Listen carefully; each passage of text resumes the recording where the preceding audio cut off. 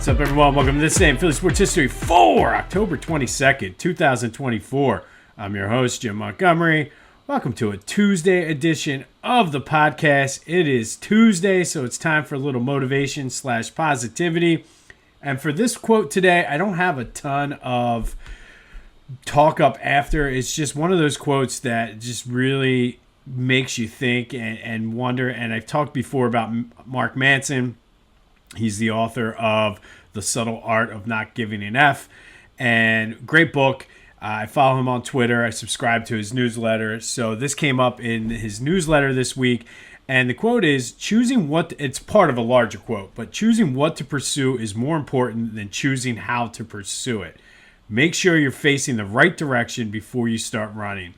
And I just feel like in life, so many times we get caught up and we just go full steam ahead, and sometimes it's just automatic. We don't think about what we're doing, and next thing you know, we're how many ever weeks or days or whatever into something, and you realize you got to stop, reset, start all over. So I think it's important to have a clear vision of what you want, and if it's making sense for you or making you happy, then pursue it full steam ahead. Make sure you're facing the right direction when you run. And if it's not, I think you need to stop, reevaluate, and then get yourself facing the right direction and then go from there. I've done this so many times in my life where I jump into a project or jump into something without fully thinking it through, and you realize, this wasn't what I expected or what I thought, and you have to stop. So, and that's fine. You reevaluate and then you move on. But I think a lot of time is wasted in trying to pursue things that either don't make sense or don't make you happy or are not the right thing. And I think it's important sometimes to maybe take a moment and stop and think about things. And it's something I really try to do, look at all angles of things. And really, sometimes I do it to the detriment of what I'm trying to do. I've gone probably to the opposite end of the spectrum where I need all the information before I can really decide. Sometimes you need to make the decision a little faster, but you just got to make sure you're not working toward the wrong things. Know what you want and then go out there and get it. I see it all the time in my job in education, both at my school level. Hopefully nobody from school is listening to this as I'm going to make my next point. But a state level, national level with education, I think so many times we're just like, we see the bright, shiny thing and run toward it without really thinking of the implications. And truthfully, I live it every day. There's a lot of initiatives that I think, the thought process is correct, but we're running this way, and where we want to go is this way. And not being able to make those decisions. Some of those come top down from the state. Some of them come from the national government. So I think it's just important sometimes to understand what your goal is. Make sure you're facing the right direction before you start running. So I really like that quote. It really hit hard and hit home for me with just what's going on in my day job. As you guys know, I'm in education. So again, that's school, state, national level. I just think a lot of things that are coming out are rash decisions almost. Like, look, the shiny new object, and not really fully thinking things through. That is probably the closest you'll ever get me to going political on something like this, because that's not even a political thing, because I think both sides completely are screwing up the education system, and that is my TED Talk for today. But I really did like that quote. Choosing what to pursue is more important than choosing how to pursue it. Make sure you're facing the right direction before you start running. And I think in life, any aspect of life, sometimes we just start running and realize halfway through we're running the wrong direction, and that's not good. So I think sometimes it's important to just stop, collect the information you need, and make a more informed decision so you're not running in the wrong direction. And that has been our Tuesday positivity for this week. Hopefully, as you go through your week, it's something for you to think about.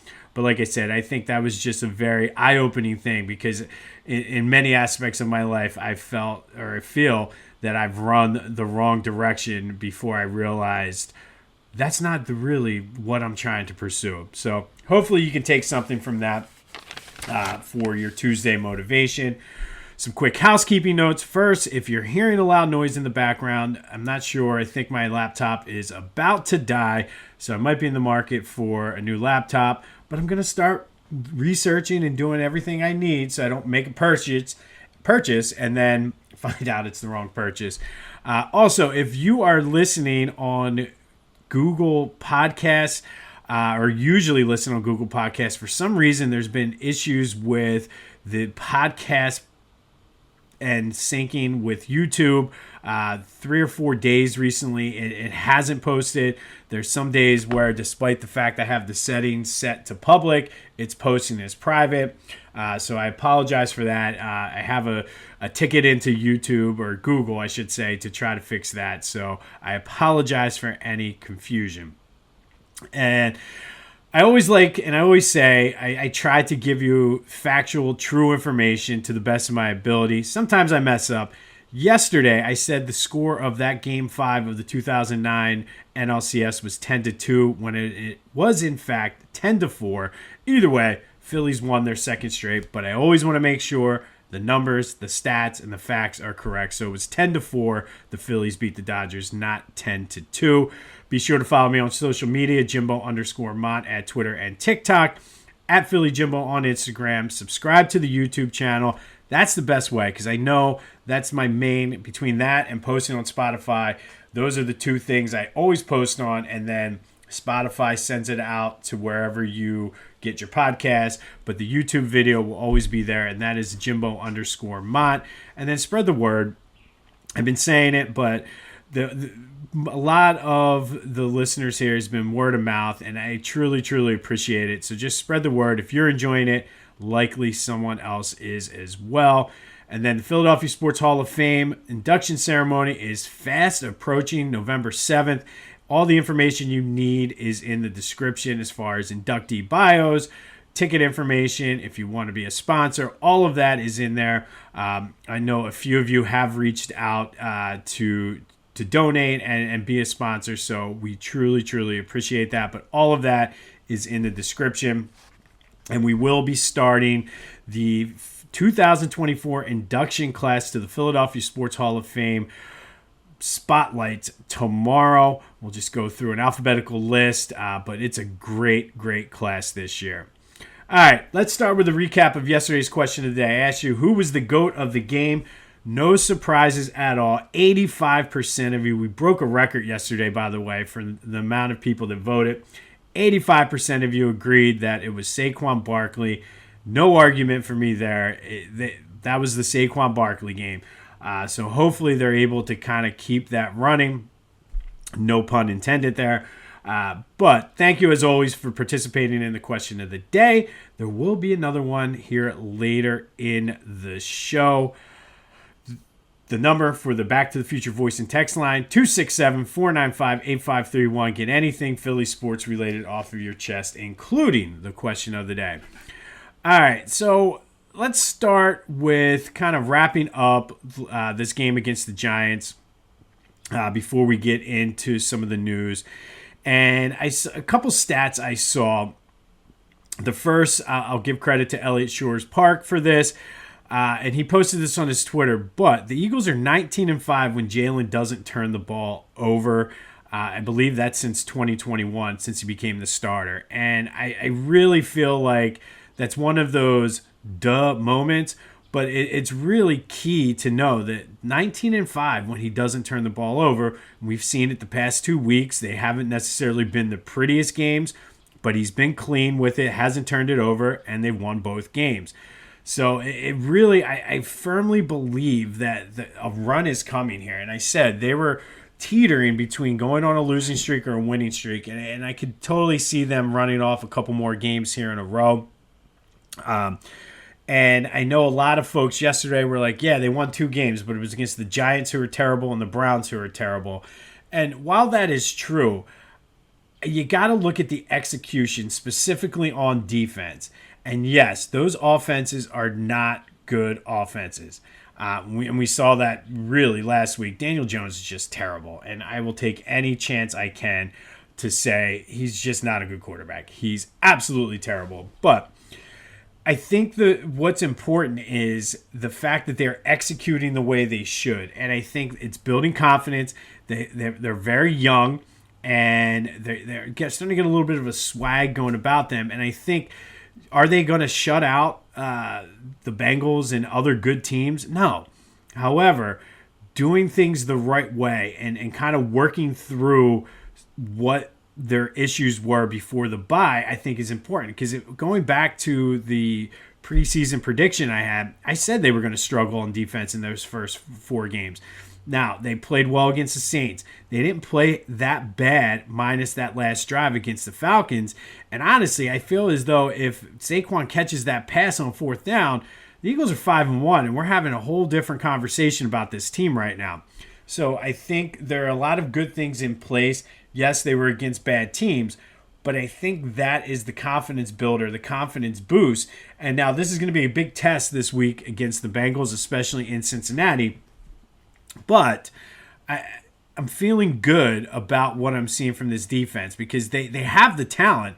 It's just a matter of getting adjusted to Vic Fangio's system, and I think they've really found where they need to be.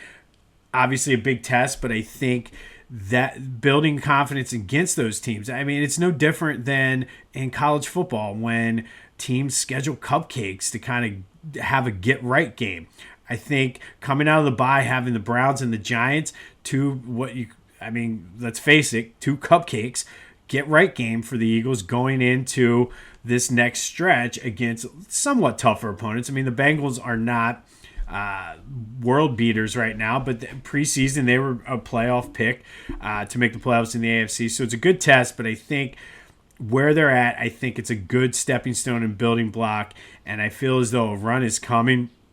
I've seen it so many times with this team going back to the Andy Reid Donovan days. So I just have a feeling that the confidence is starting to get there, especially coming off where they were last year. They've won 2 in a row now. They've actually beat a team by more than 10 points, kind of getting that little bit of that swag back. So I like it. And I just want to mention again that whole Saquon not wanting to break his career high. I actually saw the video of it, and if you haven't seen it, where Nick Sirianni goes over and basically says, I really want you to get this. I'm getting ready to take the starters out if they don't score here. What do you think? And he's like, nah, let the young dogs eat. And you got to like that out of him. And Saquon, despite being a Penn State guy, despite playing for the Giants, kind of always sort of liked him. I know I'm not big on Penn State guys, but I'll give him credit for that.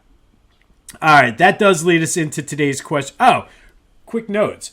I forgot, the Jaguars game has been flexed out of Sunday Night Football to 4 o'clock. That is a Kelly Green game, the LaShawn McCoy getting inducted into the Eagles Hall of Fame game.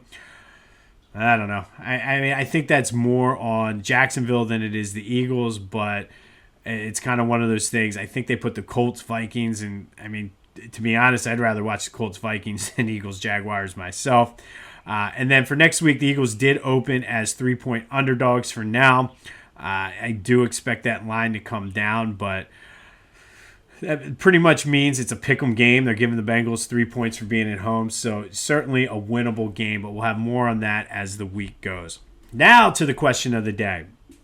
Everybody's been talking about it. I feel it's coming. Have the Eagles turn this season around? 267-495-8531. That's a Back to the Future voice and text line that'll get you in. I think they have. But what do you think? Have the Eagles turn this season around? I know everybody's talking, they played last place teams, but I have a feeling, like I said, it's turned around. But what do you think? 267-495-8531. That'll get you into the Back to the Future voice and text line. All right, Flyers back in action tonight at 6 against the Capitals down at the Wells Fargo Center. I think they need to bounce back. I think they will be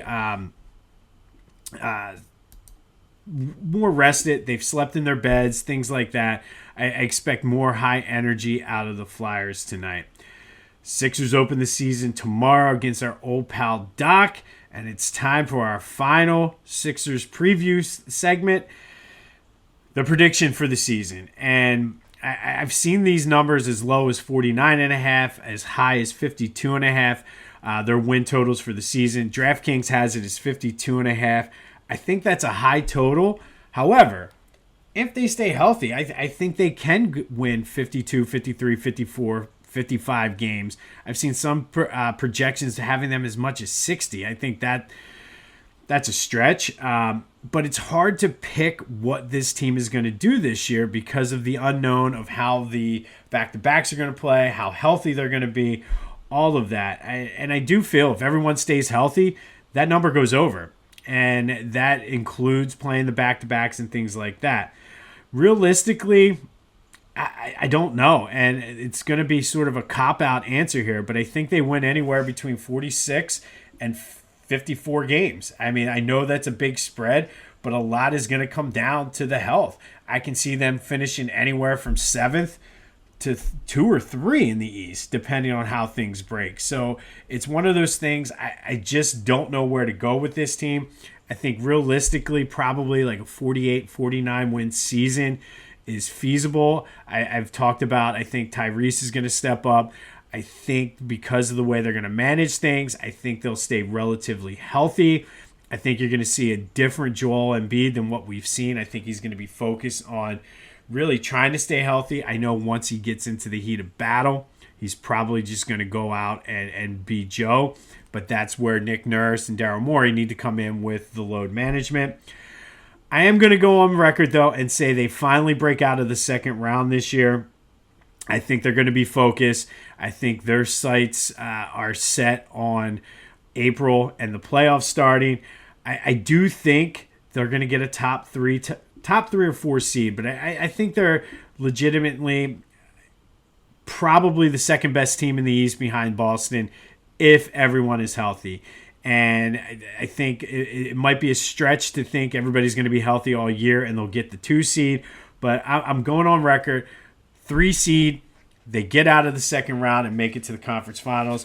I don't know what is going to happen with that.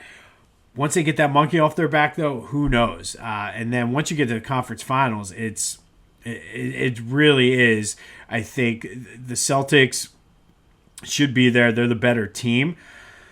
But, I mean, it's a rivalry, so you never know. But if they're healthy, why not? I mean, I think they have a 2-year window, realistically, I think, to get to the championship. It's going to be, I think, touch and go a little bit in the beginning as they kind of figure out rotations, as they figure out how they're going to all play with each other. But like I said, 3 seed, and they finally make it to the conference finals this year. Mark it down. But I know I'm totally setting myself up. It's the ultimate Lucy with the football moment. I know as I'm speaking this, as I was writing down notes, as I'm saying this, I'm setting myself up. But listen, as my uncle said, all you can do is root for them and hope for the best. So we are going to root for the Sixers this year and hope for the best. But that is my official prediction. 3rd seed in the East, and they make it to the conference finals this year. I'm sure everyone will be replaying that when it does not happen, but I'm going on record to say it. 3 seed, conference finals. All right, today we're going to go back to 2006, and on this day in 2006, the Eagles lost to Tampa Bay in a wild game down in Tampa Bay. It was hot. Donovan McNabb was puking in the huddle. I saw an interview about this game with Rondé Barber. He said it's the hottest game he ever played in. The Eagles, for the most part, dominated this game, though. But it was Matt Bryant hitting a 62-yard field goal as time expired to beat the Eagles. At the time, it was the second longest field goal in NFL history, a tie with a few other guys. And that field goal, if you remember this game, this is why we're talking about it came just seconds after Brian Westbrook went 52 yards on a screen pass from McNabb to give the Eagles a 21-20 lead. McNabb just was not good in that game, I guess, depending on how you look at it. He did throw for 300 yards. He threw for 5 touchdown passes, 1 to Thomas Tapé, 1 to Reggie Brown, the 1 to Brian Westbrook, Unfortunately, he threw 2 touchdown passes to Rondé Barber, the Eagles killer. Yeah, Donovan threw 2 pick sixes, one of his 3 interceptions in that game. Rondé Barber, man, I can still... I wasn't able to confirm this, but I know of at least 3 pick sixes he had against the Eagles, the other one coming in the NFC Championship game. But as I said, the Eagles dominated this game, 500 yards of total offense, turned the ball over 4 times. Of course, the 2 pick sixes by Rondé Barber. The defense was outstanding. They held the Buccaneers to 196 total yards, and you really can't fault them on that last drive. There was like 33 seconds in the game, and at the time, in today's NFL, 62-yarder is like a 45-yarder back in the day. But what was that? Almost 18 years ago, a 62-yarder, that is a big deal. So you can't fault the defense for allowing the Buccaneers to get a 62-yarder, especially when they gave up only 196 yards. This one was on McNabb, though. 3 interceptions, 2 pick sixes, and the Eagles lose to the Buccaneers 23-21 as Matt Bryant hit a 62-yarder as time expired down in Tampa. I vividly remember watching this game thinking, when Westbrook scored that game, because it was the Eagles dominated, but because of those 2 pick sixes, it was just one of those games where like, man, and it's like, all right, we're going to steal one here, and then it's watching, I'm like, there's no way. It's going to fall short. He's not hitting a 62-yarder. Sure enough, right through the uprights, Eagles lose in Tampa 23-21. And Rondé Barber, can't stand you. Can't stand him. As he quoted, his favorite memory of being in the NFL was being a pain in the Eagles' ass. And yes, on this day in 2006, Rondé Barber was a pain in the Eagles' ass. All right, let me know your thoughts on the Sixers season. What are your predictions? 267-495-8531. Am I crazy? Probably. But just go ahead, rip me on the Back to the Future voice and text line, and then when it does happen, I can give you the Nelson laugh, ha ha. Or when ultimately Lucy pulls the football, you can give me the Nelson laugh. But let me know, what are the Sixers? What's the outlook for the Sixers season? 267-495-8531. Let me know your thoughts too. Are the Eagles going on a run? I'm saying they are. I think we're going to see another win or 2 here before they finally lose. Maybe even 3, because I think Dallas is one of the next 3 games as well. I'm feeling good about this team. I like what I'm seeing. And yes, I know it was the Browns. Yes, I know it was the Giants. But I think I saw some good things schematically that I think will translate to the better teams. But let me know what your thinking is there. We'll have more on the Flyers. Sixers open up tomorrow against our old pal Doc. Paul George gets evaluated today, so we'll know if he's going to play. Not sure about Joe yet. I would imagine he's going to play. I mean, he did play in the Olympics. I know Nick Nurse was a little coy about whether or not he was going to play. But hopefully we have some answers tomorrow for the show. Remember, choosing what to pursue is more important than choosing how to pursue it. Make sure you're facing the right direction before you start running. I see it too often. I do it myself. Make sure you're going the right way. Don't go full speed ahead in the wrong direction and set yourself behind. This has been This Day in Philly Sports History for October 22nd, 2024. My name is Jim Montgomery. Go have yourselves a Tuesday, and until next time, I'll see you when I see you.